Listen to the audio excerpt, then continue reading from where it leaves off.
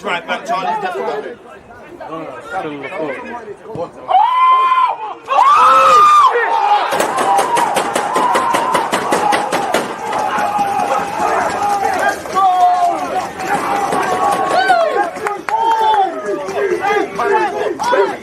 People deluded, I'm back again. Come on, Ian, man. Come on.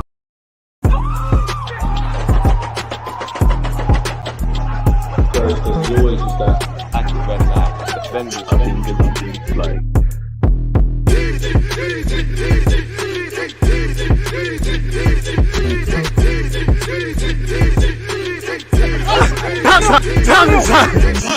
Are we live? Of course we're live. Special guest settings. People deluded. I'm back again. As I said, I'm here with a special guest, Dave Jackson of Football Daily. How you doing, Dave, man? You good? Yeah, man. Good. You well? You good? Yeah, man. Definitely where Arsenal's been. Love to see the shirts out and everything, man. Everyone can't, we can't take them off, man. Let's jump straight into it, broski, man. What you made before we talk about Spurs? What have you made of Arsenal this season? Because I've never had the chance to obviously pick your brains on this. Well, I think I saw so many positives. If I take the whole of last season as a whole, right? Obviously, like the last couple of games didn't quite go as we kind of expected. If you think about the journey that we went on, see from the start to kind of that kind of like middle to kind of end period, it was actually a joy to be on that journey with them. Like kind of.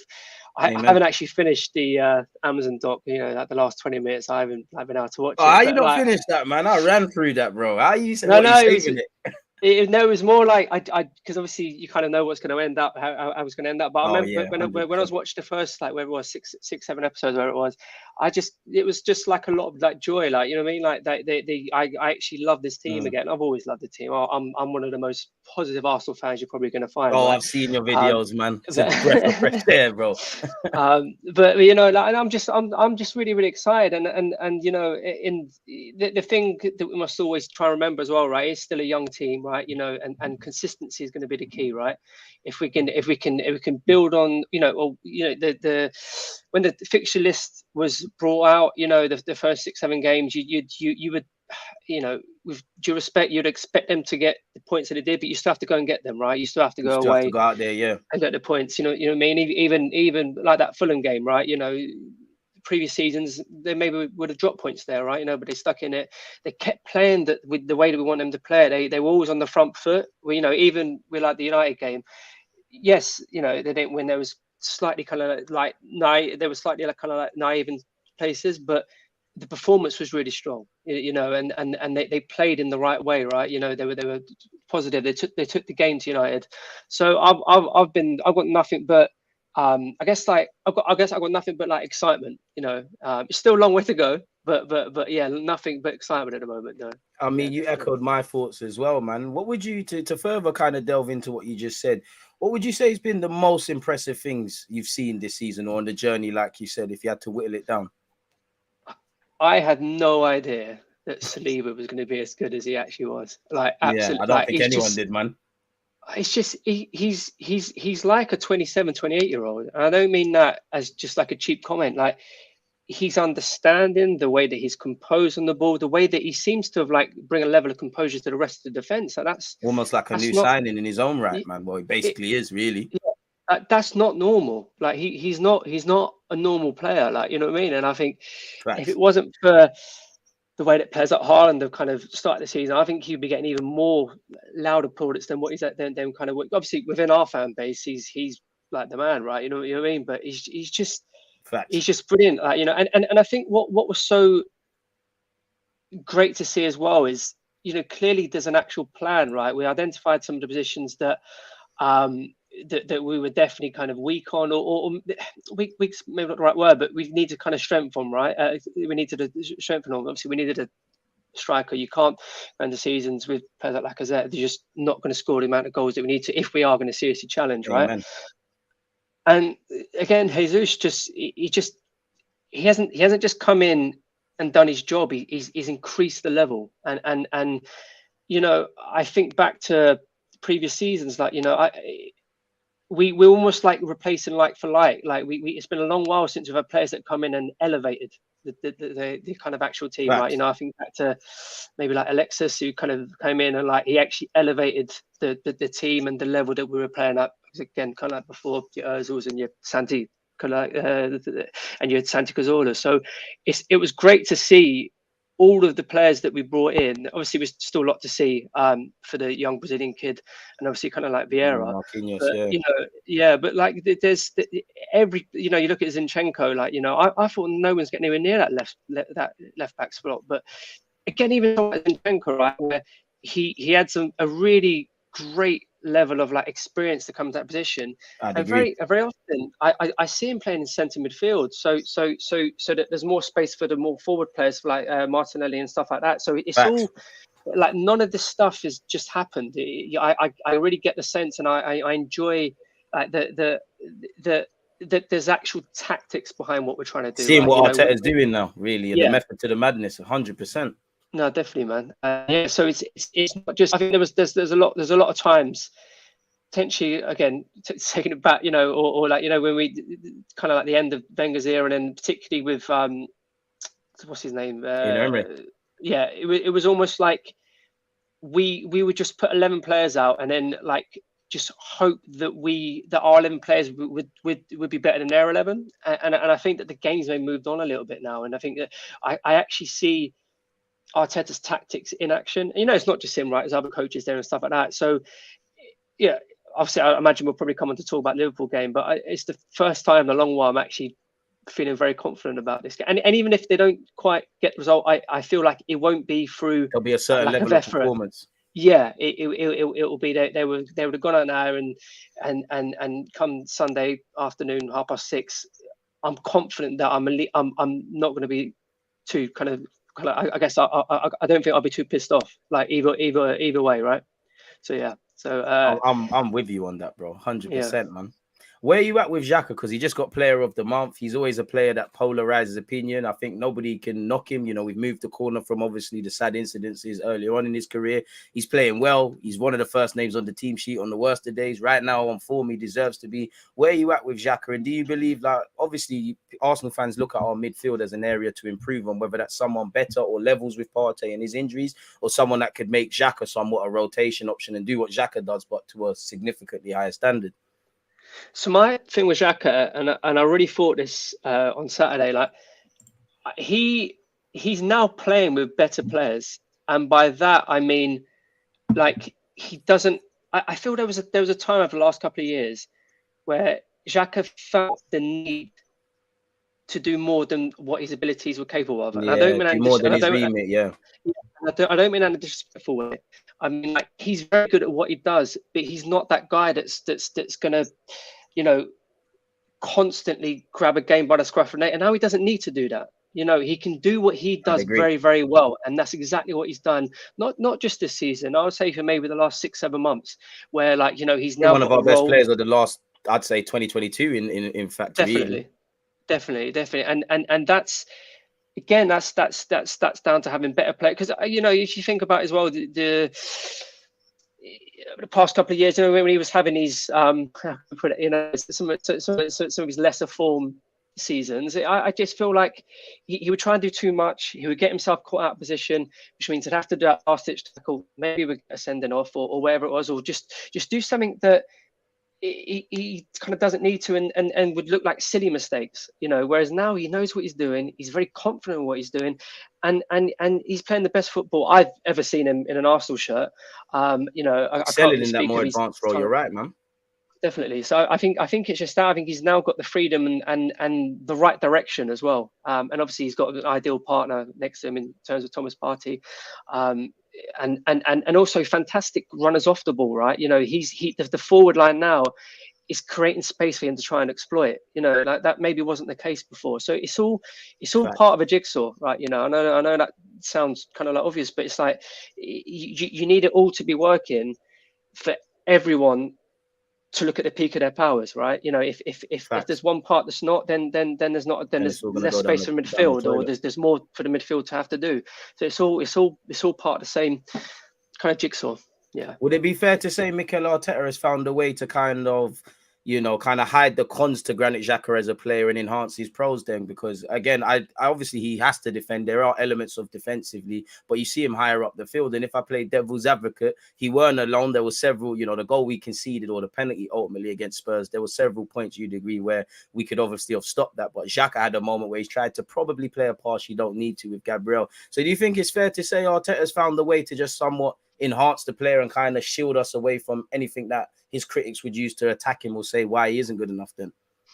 Yeah, no, I think that's completely spot on. And particularly the path we've been on over the past couple of years, if he didn't have, it sounds really harsh, but if he didn't have these errors in him, he's probably playing for top. He probably would have moved. I don't want to be disrespectful, but you know what I mean. Like he probably would have been playing. Yeah, he probably wouldn't be him.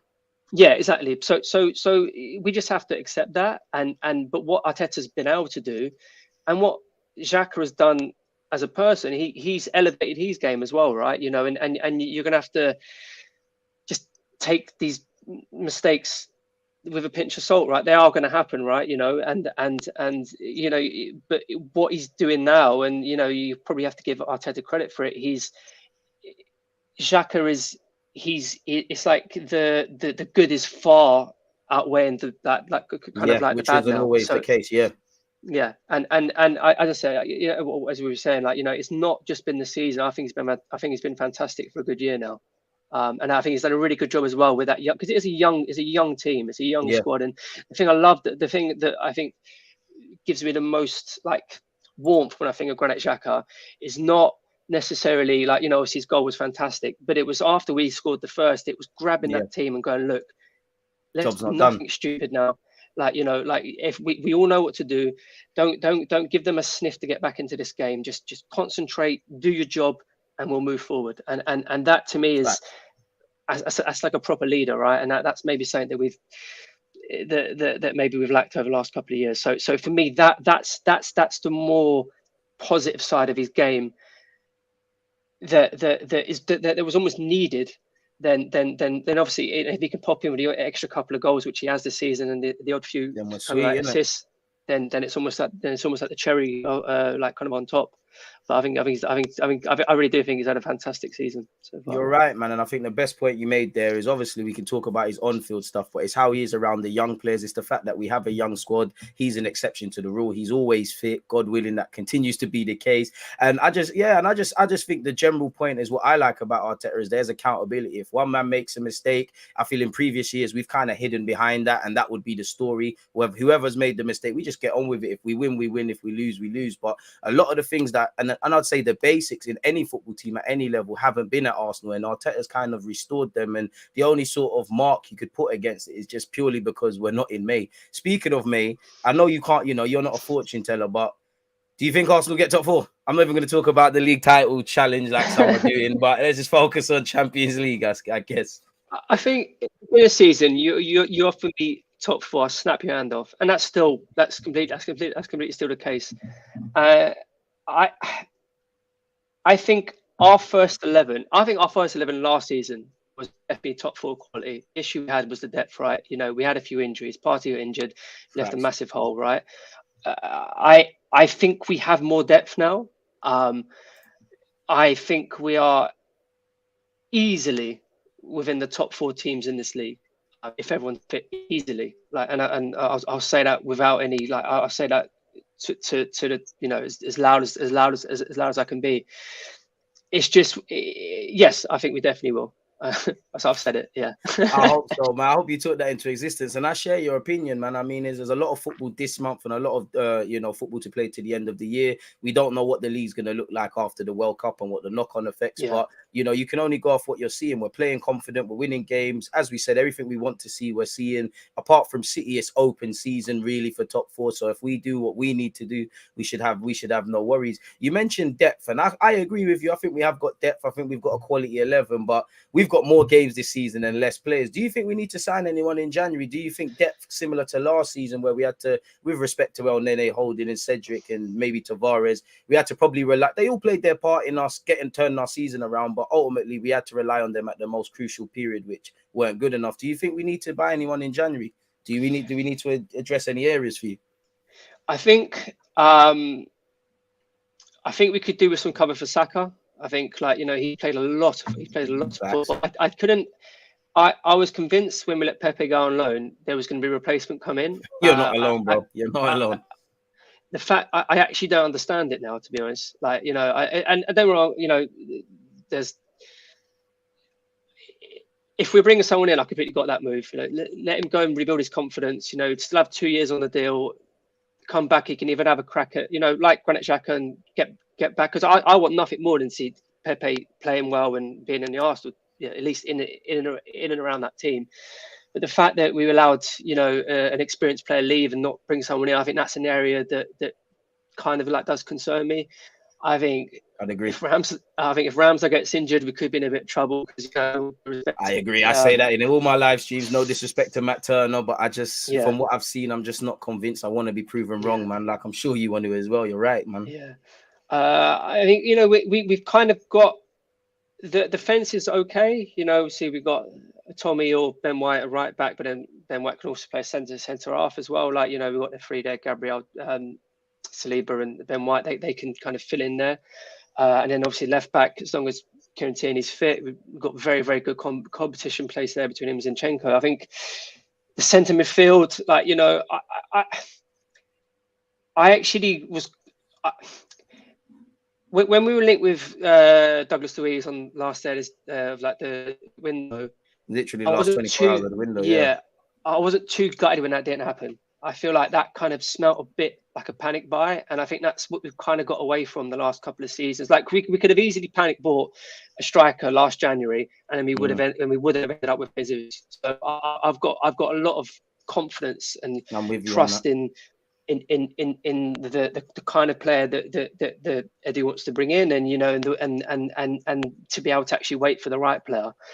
If you look, it probably did cost us last season, but, you know, the situation, and, you know, it's all about, it's not just about the now, right? It's looking, you know, we kind of want to build something that can eventually challenge for the title, right? You know, it's not just about could we have spent a lot of money on a striker, maybe scraped into the Champions League, but then not have a striker in the quality of Jesus that I think someone that maybe fits the system, like how Jesus does for Arteta. You're right, man. Yeah, and then you know, I think we're building a team and a squad that could in 18 months challenge for the title, right? You know, especially if Haaland can get injured or something. But, you know, it is what it is. But so I think maybe that midfield area and then that kind of like right forward area is the two areas. But I think it has to be the right player. Like, you know, I think that's something that is the most pleasing about our transfer business over the past 18 to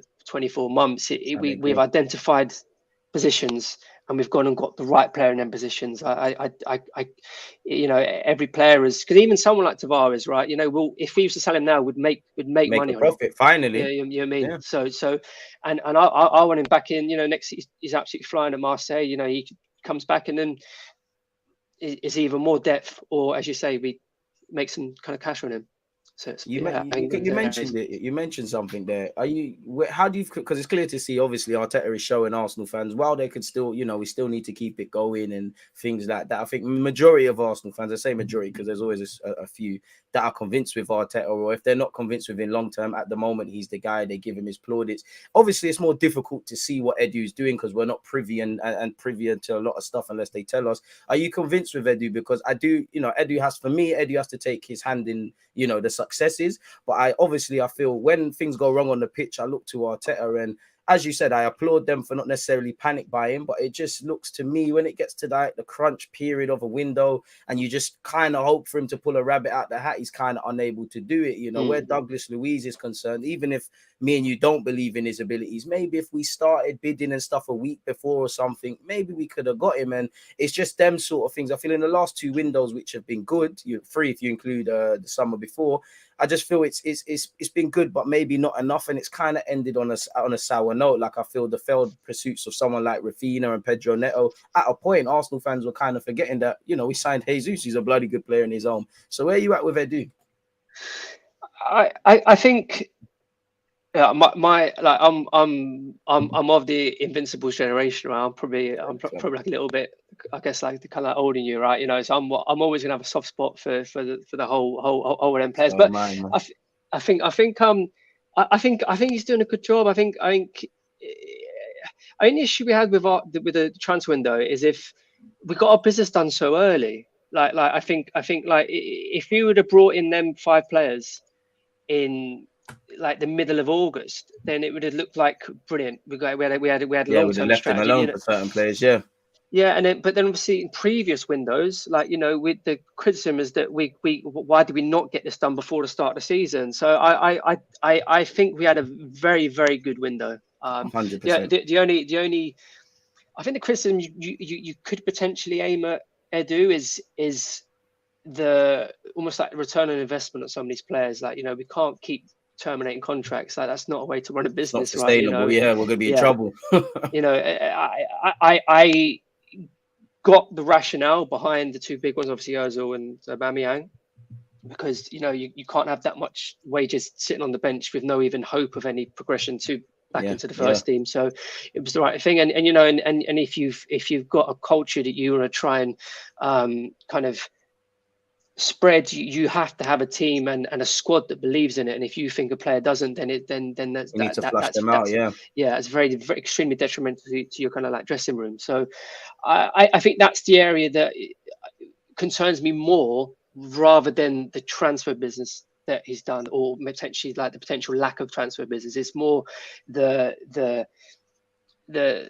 way that we're not getting any fees in for some of these players, and essentially having to just cancel contracts, because that's definitely not sustainable either. But I think the players now, you would say that the way that the squad has been kind of overhauled, this is now Arteta and Edu's squad now. So I am.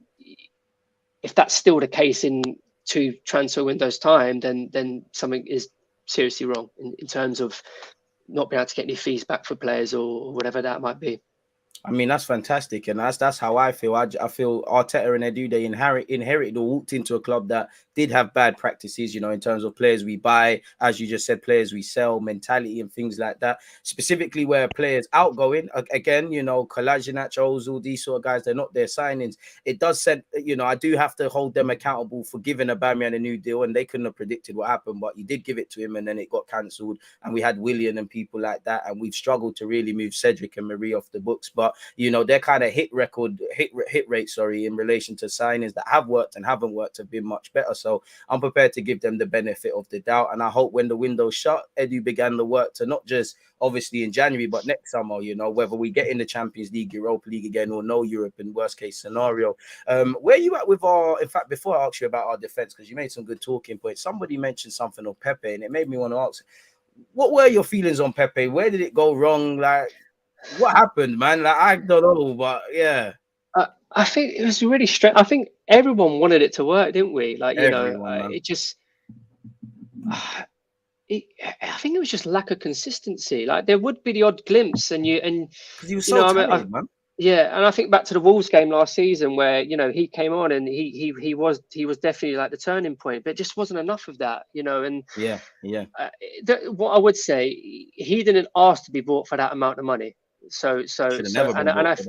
And I think it felt at times like a weight around his neck. And you want your forward players to feel free. You don't want them to feel, like as if they can't be as free as they probably should be. I think, in all honesty, I think we'll be lucky to get 20 million for him. Which 2015 will be lucky, man. You're right on that. 100%. Be so lucky.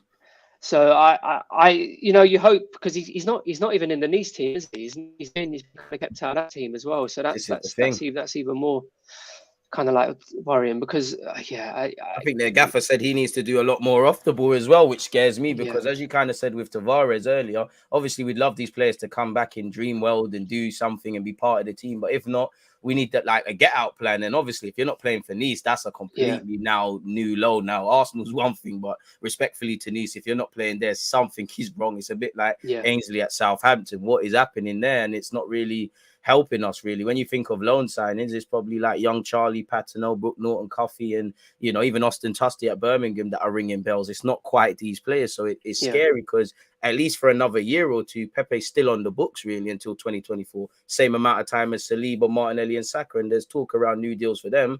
Silence is kind of deafening where Pepe is concerned. Really, there's no resale value to somewhat protect for me.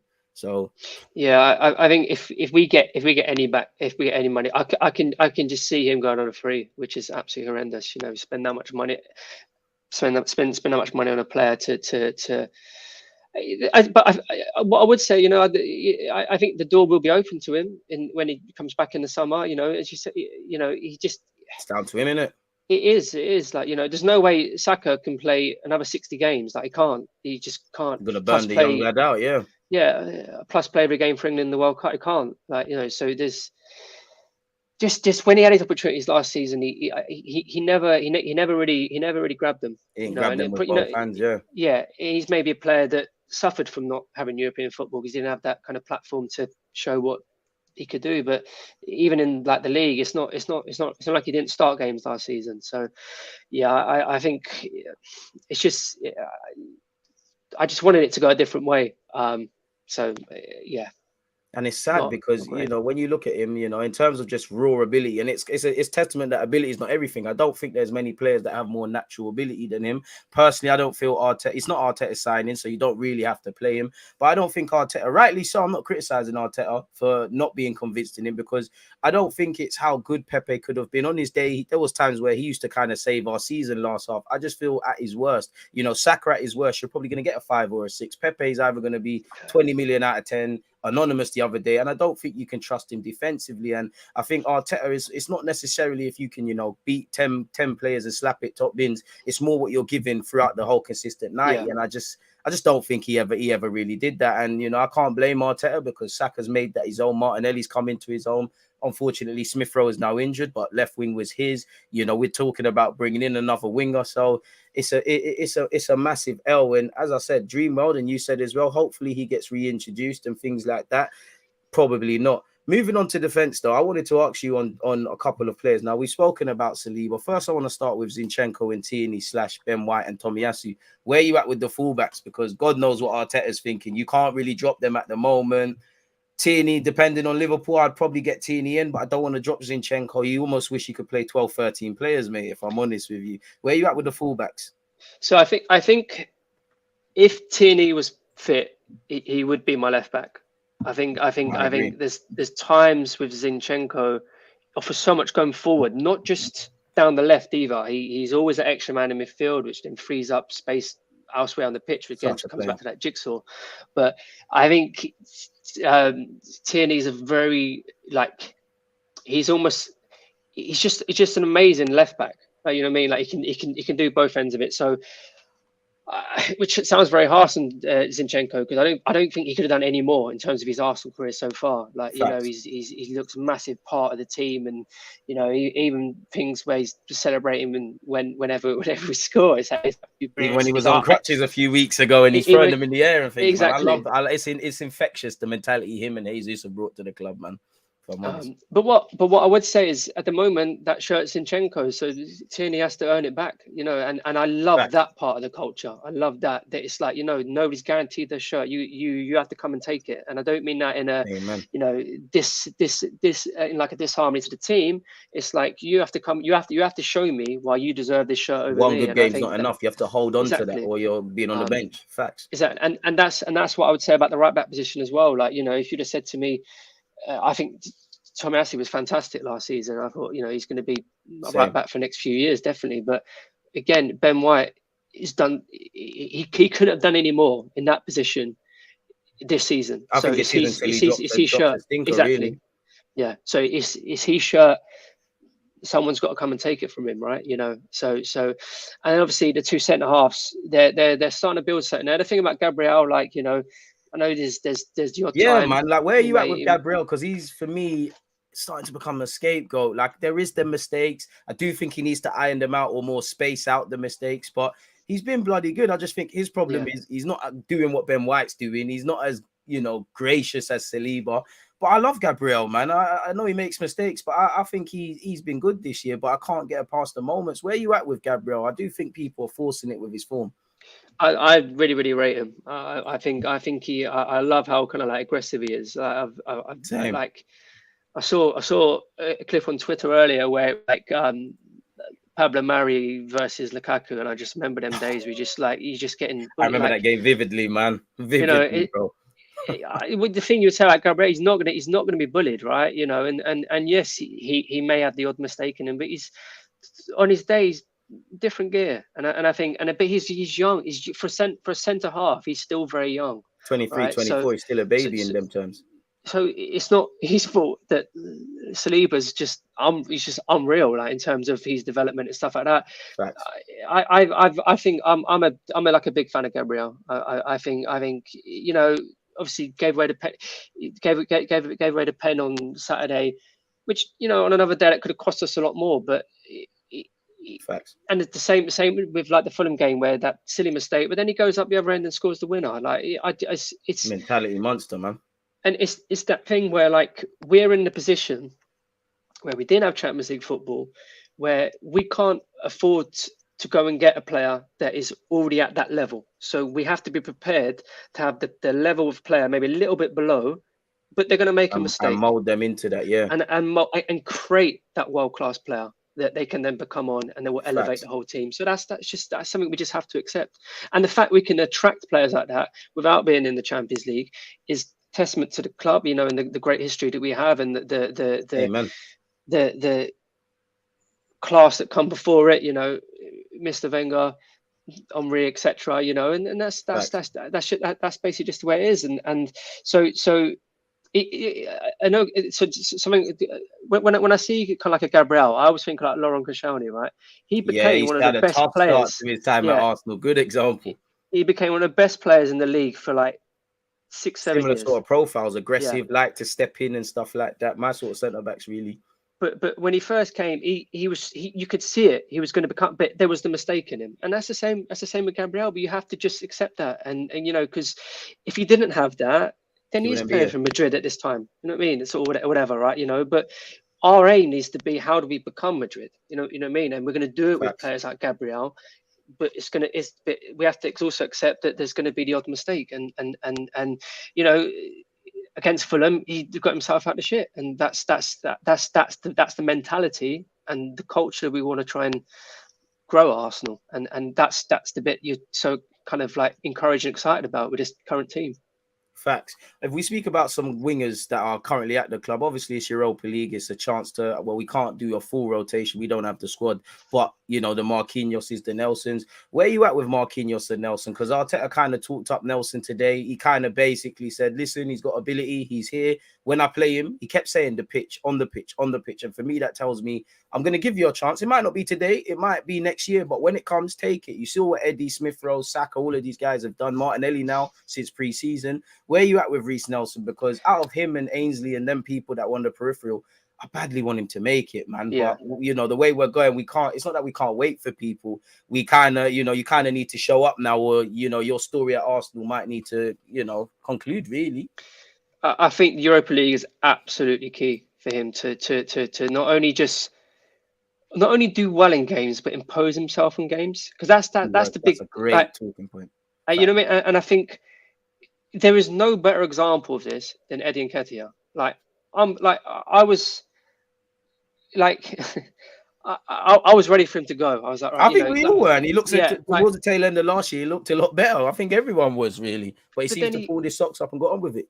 And that's exactly why he pulled his sleeve, rolled his sleeve away. You know what? Like, I'm here, right? You know what I mean? This is my club. I'm gonna show. I've got something to offer. Yeah, and that's the same with Reece. Like, you know, he's again, like, as much as he's not old, he's not young either anymore, right? We just need to see it. And I think, and because he's one of our own, we're gonna like back him and give him more chances and more love than maybe what like a foreign player would have, right? So we just need to see it, like, you know, and I think he's got his chance tonight. I would imagine he'll start. Hopefully he'll start, and you know, playing at home, the crowd will all be behind him. He just needs to and then it just starts from there. Just you start to build momentum, You know, as I said, Saka can't play 60 games a season. There's going to be an opportunity for him to come in, and when he does come in, he needs to basically show it. You know, because what he doesn't want is for the Marquinhos to jump ahead of him in that queue. Like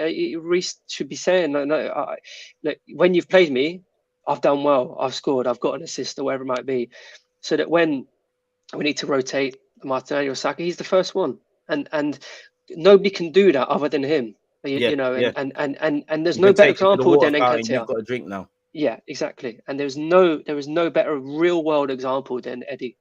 It's just, and now what he's been like rewarded with his new deal, and you know, I think again back in the last season he was arguably one of our best players. You know, he's bulked up, he's aggressive, he wanted doing the more ball, in general play as well now, not just standing there. Facts. Exactly. So look, he's got his chance. Just.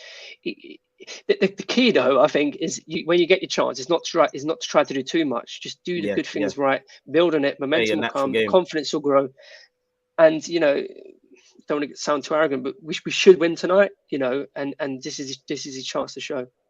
And I agree with you. I think, like you said, you know, whether he got sold or in the summer is irrelevant. He was injured. Bit like how Smith Rowe and Tierney, before obviously injuries, and Fabio Vieira, their season kind of started slower. Like you said, if you show your chances, you get more minutes, you get more momentum, you get more confidence. Show Arteta that in January, we might still buy a winger or not need to buy a winger. You and Marquinhos have an opportunity. You know, for Marquinhos, he seems to be taking his chances in training and in games. And whether he goes on loan in January in terms of his next development's another thing. And I'd love to see Nelson do that. Like you said, he's an academy prospect. He's of the right age to time with what we're doing. Can play cam, can play left, can play right. I just think it's a confidence thing with him now. But you've got to give the manager reasons, because we're not just doing this academy thing for the sake of it. We're trying to grow players. And as much as I'm sure Arteta would love to play you, it's his job on the line. It's his criticism. So he needs to get 3 points. So go and show him why you can obviously help with that. Speaking of rawness, where are you at with Lokonga? Because I do rate him highly. I don't know if he's a 6 or an 8. I personally think right now you haven't got the maturity to play as a 6. You're not really aware. I can't lie. It's not really what I want to see as an 8. You can pass the ball, but, you know, like you said, I've seen Invincibles. I've obviously grown up in the Emirates era with Santi Cazorla and all of them. Currently, you've got Smith Rowe, who could be groomed into that. Odegaard, Zinchenko, Vieira. I don't quite think he's got that swagger or that sort of footballing IQ to kind of do what I want in the 8. And I think he looks a bit too raw. So where are you at with Lokonga? I'm like a fan. I don't think he's ever like let us down. You know, is he the player at present to grab to grab a game by the scruff of its neck, and you know, when we're losing, go and get an equaliser, or when we're drawing, go and get a winner? I don't think he's there yet. You know, this is we shouldn't forget. This is the Premier League, right? You know, this isn't. It's tough. It's tough. With all due respect, it's not the Belgian First Division. Yeah. With all due respect. But he's got 2 very good players in front of him at the moment. You know, almost you can see that one of 2 ways. One way, like I've got 2 great players to learn from and learn my positional sense and learn a lot of the tactical stuff that when you're a young player, it has to be absorbed, right? Else you end up conceding goals, or being the person at fault for goals, which then's the bit that gets remembered, right? Or you can see it as like, you know, I've got 2 players in front of me. Is there a point in trying as hard? You know, because unless one of them gets injured, there's nowhere to go. So I think can't afford to feel sorry for himself, man. No, he just and I think he might have to just accept. He'll be coming on for 10 minutes at the end of games to sort up games, you know, especially when Elneny for a bit.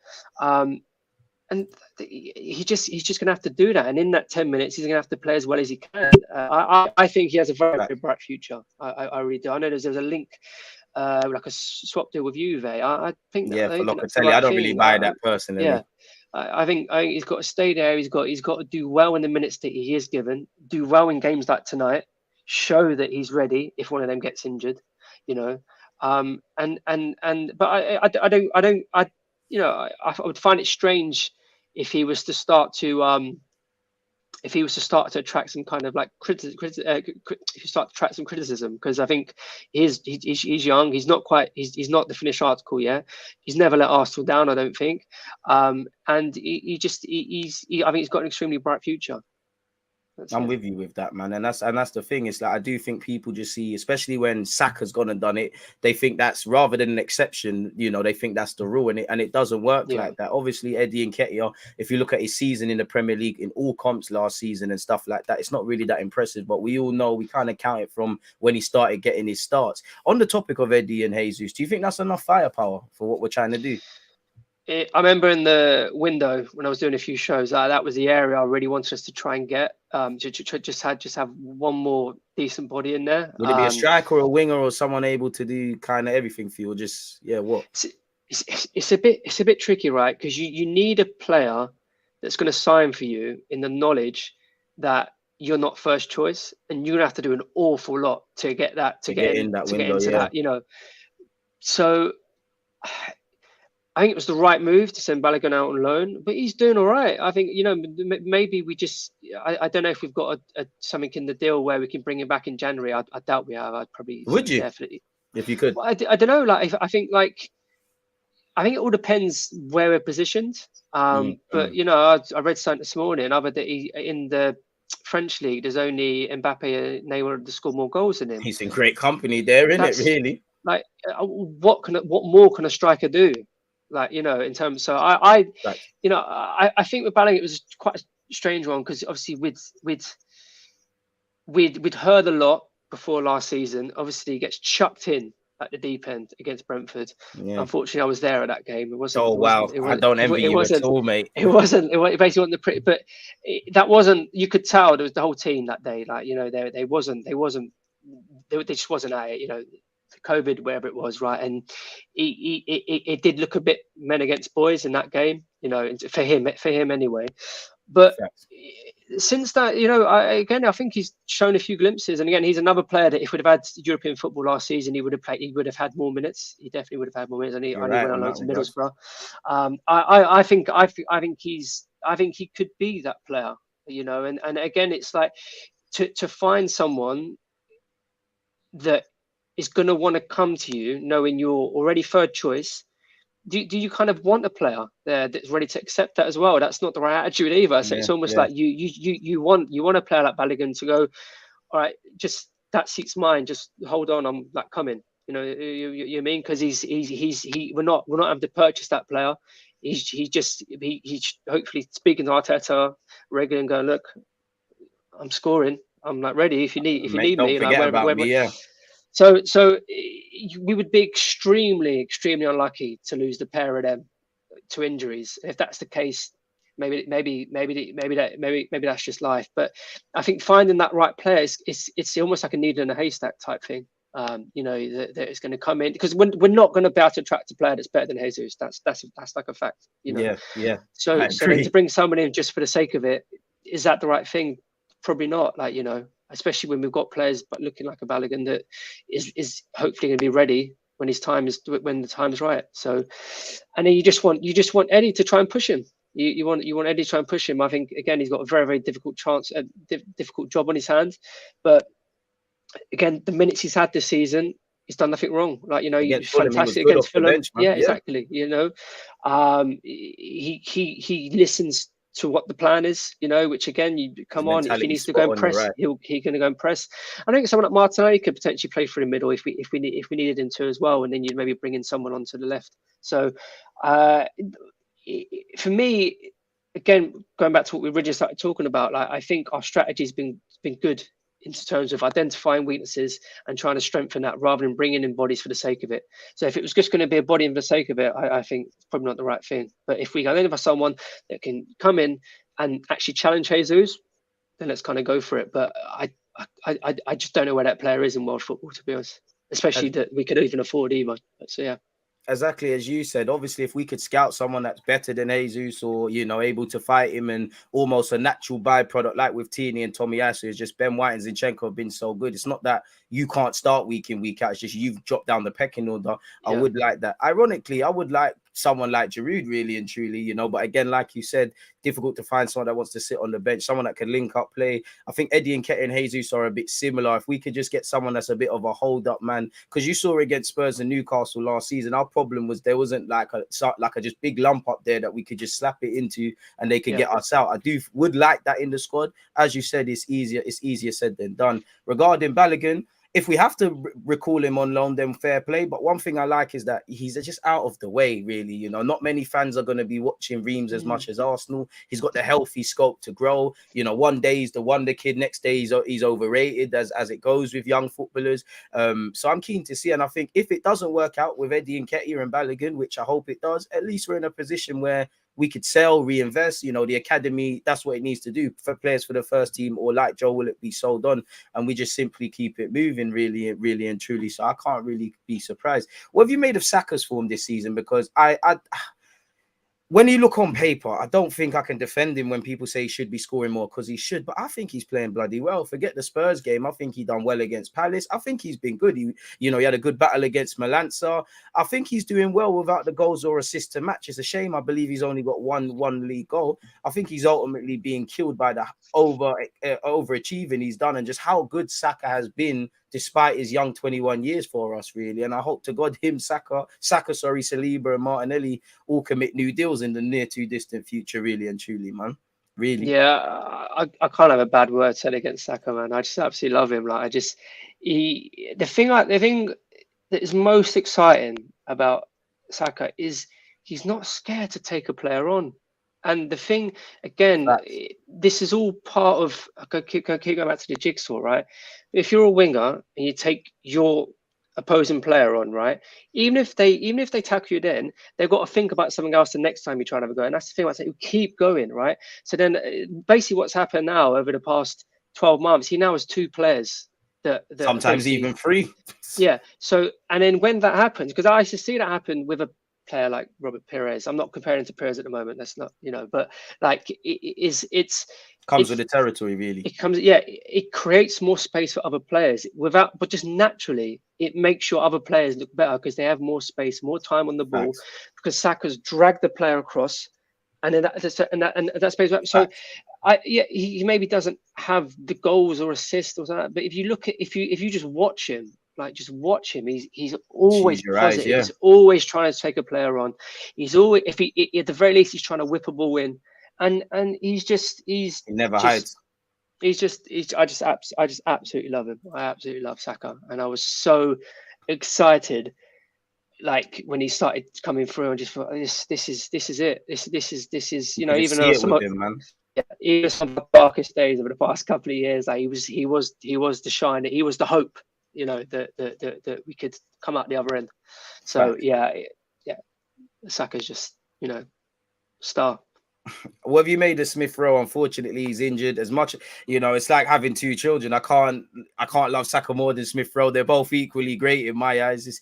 It's the one sort of bad thing about this season is that Smith Rowe's not there to kind of put pressure on the 10 spot long-term 8 or off the flanks. And it is concerning, the injury, because, I don't think he would have went to the World Cup personally, but there's no chance if you're not fit. And it kind of kills your confidence because, it's been a fast year for him. Number 10, standout season in terms of double figures, one of our key players.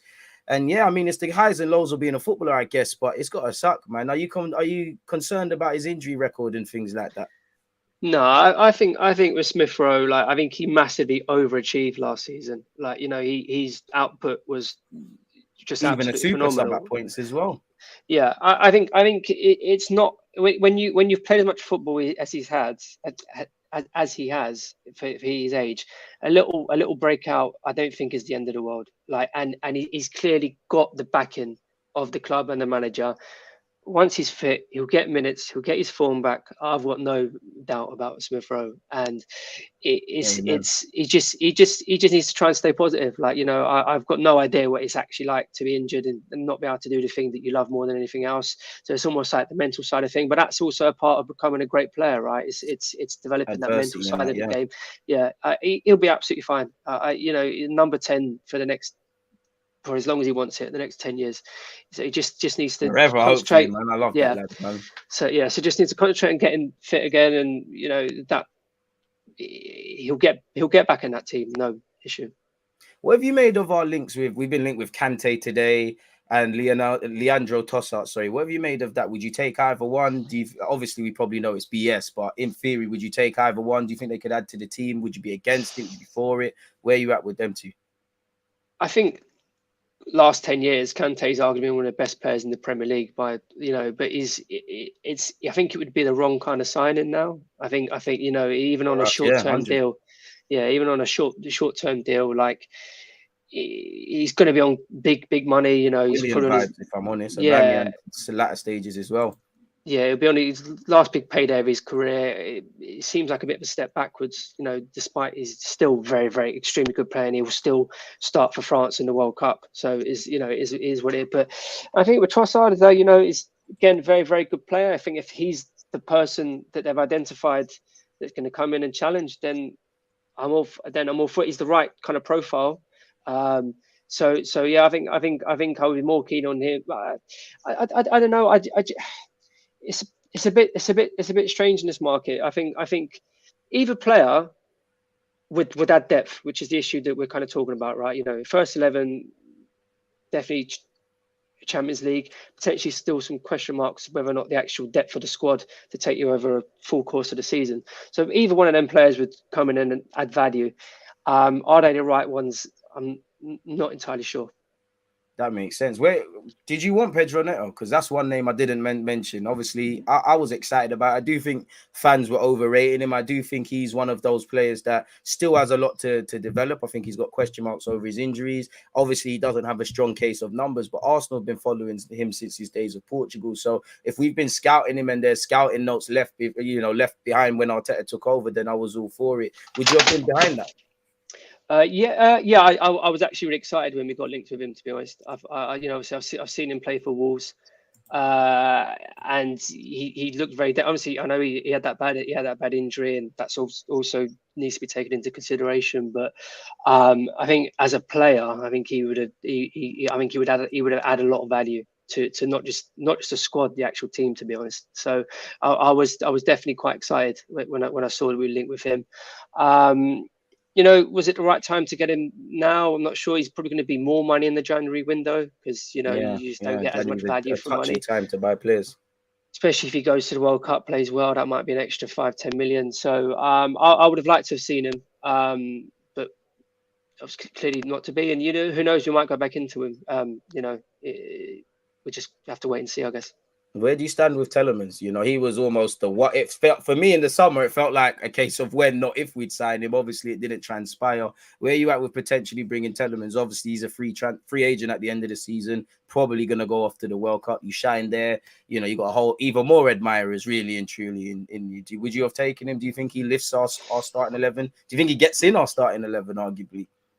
I think form Xhaka's in, no chance. I think he was expensive for the amount of time he had left on his deal. So I can see the rationale behind not going for him. I think on a free transfer, it's a bit of a no-brainer, I think. But I think he would be a squad player, to be honest. I can't see him being number one. Not until Xhaka moves on or something. Yeah, and that's not me just taking the present form into kind of consideration, and obviously Xhaka's playing the form of his life, so it's not just that, right? I think Xhaka adds an awful lot in terms of what he brings to the team, players, etc.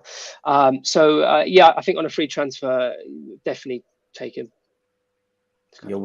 I'm with you as well, man. I think he fits the profile we want. I more personally think his signing was probably in hindsight cohesion on if Xhaka's going to stay. Obviously, the way Arteta wants to play, if Partey is injured, then we could arguably, and then they get away with move away from having a 6 and kind of just playing Wenger ball. But it feels a bit like it would be Tielemans and or Xhaka, and then maybe obviously Xhaka's 30, he might be moved on. Not that there's anything wrong in football in terms of turning 30, so I'm with that. Obviously, to close this up, we've been delaying it, but we've got Liverpool. What's your feelings on that? Because I'm wary of saying favourites, but if form, if sentiment, if expectation, We probably are the favourites. It's never probably been a better time to play Liverpool. At the same time, they've had our number, and I am kind of careful when a team is kind of wounded. You're either going to come back hitting and fighting strong, or you're going to curl into a ball. So, with respect to the Europa League game, what do you expect on Sunday, man? I think we'll get a result. I think it sounds a bit defeatist, but what's a result for you, for people who don't know? I think if you offered me a draw now, I'd be quite happy with that. I think it would be one of the big games out the way, done, and we just move on. Like they're still a top team. I know they don't quite have the same form, and they look vulnerable at the back.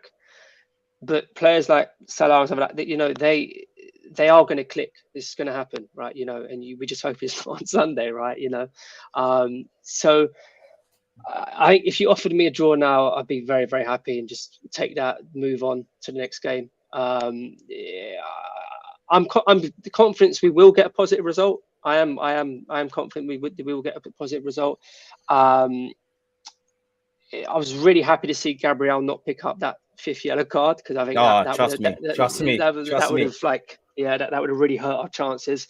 I think even the games where, you know, we kind of have been a bit outclassed in the past, we've had chances. We've definitely had chances. The last game at the Emirates, I think we gave Xhaka 2 chances, and obviously Jota's a good player. You play with fire, you get burnt in that regards.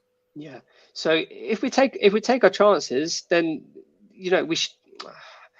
I'm very conscious of not coming across like arrogant, because, like, you know, it's still very much early doors in this season, and, you know, long way to go. But if we take our chances and play the way that we have played this season, then we should definitely get a positive result. What's the areas of concern for you with Liverpool, where the game could potentially be won or lost? Because for me, it's that left-hand side. Do we do what we did when we beat them in the Community Shield, where Aubameyang was high on his left, and we know at some point Trent's going to venture forward, and then obviously we capitalize on that space? Obviously, you've got Salah there. You've got Jota. They've got a lot of good midfield runners. I do think, and I agree with you, I think we got to be confident. I'll be very upset if we don't at least score, because they're struggling for clean sheets. They're struggling for confidence. It's got to come from somewhere. But considering our home form and our form, we should play on that. And football's a mental game, as you know. I don't want to see us kind of still behaving like it's the Liverpool that's had our number the last few years. Just play the game, not the occasion for me. But of course, it's easier said than done. I think we need to try and expose their defensive kind of frailties, and that's maybe something we haven't done against them over the past 3 or 4 years. It's almost like we've kind of set up to like not lose the game. Whereas I think if we set up to be positive, to be attacking, and kind of push them back, because that's something we did really, really well on Saturday. Is we exposed their kind of wing backs. You know, where you know, rather than that being, you know, a 3-5-2, that ended up being a 5-3-2 almost. You know what I mean? So we were pushing their wing, and you know, we you know, Trent is to give it away in that, true. And Trent is a world-class player, right? But he can be got at. So there's no, you know, there's going to need Martinelli. Yeah, you know, and I want to see him first 5 minutes try and take him on. And he's played well against him every time he's played him, you know. And then Klopp's always talking about him. Yeah, you're right. Yeah, so we just got to hope that if we can create a chance, we take it, and it's different equation. Then that's almost the thing. We've played well against them every time we played them in the past couple of seasons, but we've kind of switched off, or we've conceded a cheap goal, and all that hard work. It's just done. You know, we was 0-0 at Anfield at half time, and then, you know, come out second half, we see 2 cheap goals. Mane, brilliant as he is, and then the game's lost. I'll be interested to see if we can take the lead against them, and where they have to come out, it makes them even more vulnerable from a defensive point of view, and we can maybe try and expose that in that way, because, you know, they are going to make chances, they are going to create chances, you know, they are going to have us under the cosh at times. It happens. It's the Premier League. So it's about, can we flip that and, you know, try and expose them a little bit better, and then take our chances when we do create them. I'm like you, man. I want to see us confident. I want to see us, you know, react to setbacks if it happens. I want to see us not overruled and over emotional, because I do think going back to last season, sometimes we talk up games based on what's said and we let the occasion get to us as players, or the players do. So I just want to, and ultimately it's a good test. Liverpool, in form or not, they're not challenging City right now, but it's Liverpool. With respect to, well, no respect to Spurs, but the somewhat errors, they will take advantage of it. The Fulham errors, the Villa errors. I would say the poorest defensive kind of performance for me this season was Leicester at home, because we didn't need to concede. So we just need to keep working. I'm personally keen to see their right-hand side, our left, purely because if we go with Zinchenko, as you said earlier, you know the risk you take. He does put in a shift defensively, but he's not a defender by trade. If he goes in midfield and doesn't look over his shoulder, we could be in problems. Gabriel might be pulled over there. I think it's going to be a big game for Martinelli. As you said, he's got to get at Trent or whoever's out there, but also defensively. And I know Xhaka plays slightly more advanced, but he tends to peter out to the left-hand side, and we still are a bit slightly more left-hand centric with respect to Saka, Odegaard and Jesus. But I'm keen to see that left or right battle, and I think if we win that, we have a good chance, man. I feel we need to really give them no reason to be confident. As you said, we're going to be under the cosh. I'm keen to see if they go with Núñez or Firmino through the middle, really, because it's two different tests. It's a good test for Gabriel and Saliba if it is Núñez. Obviously, Firmino's likely to drop into midfield. Does Jesus also drop into midfield and cancel them out? I don't know, man, but it would be good to win. If you can't win, don't lose. I'll take a point. Final question, I guess, would be, what's the score prediction? You've gassed me, so I'm going to say 2-1 Arsenal. I'll probably change them up, but I'm going to say 2-1. I think I'm going to go 2-1 as well. I think I'm going to go 2-1 as well. I think it will be. I think we'll take the lead 1-1, and then we'll score the winner. Hopefully, who's your goal scorers? I'm going to go Saka, Jesus, man. I'm going to go the Gabriel from a corner. Set piece FC, I don't mind. And then Jesus winner. I hope we do that, man. Let's just hope we win, keep the form going. As you know, it's a big month. It's a big month for football. It's a big close to the year, really. And I read Arteta's press conference. He was speaking about, you know what, we don't know what anything's going to say after January. So yeah, let's just long may it continue. Let's not get too down if we lose. We reacted to United in the best way. Let's just keep doing what we're doing, man. Obviously, you know, if you don't know about Dave already, his information will be in the description. Follow him on Twitter. He makes good content on Football Daily and stuff, man. You give me joy with what you're doing, man. So yeah, Dave, man, one love for being here. One love for giving your time and obviously offering your Arsenal opinions. I'm going to let you get out of here. In fact, we're going to get out of here, people. And appreciative to everyone in the chat for your comments, your engagement, and just listening, man. Hopefully we win tonight. Hopefully we win we win against Liverpool on Sunday. But for now, people, we're out, man. In a bit. There's always just that active red line defending. I think it's like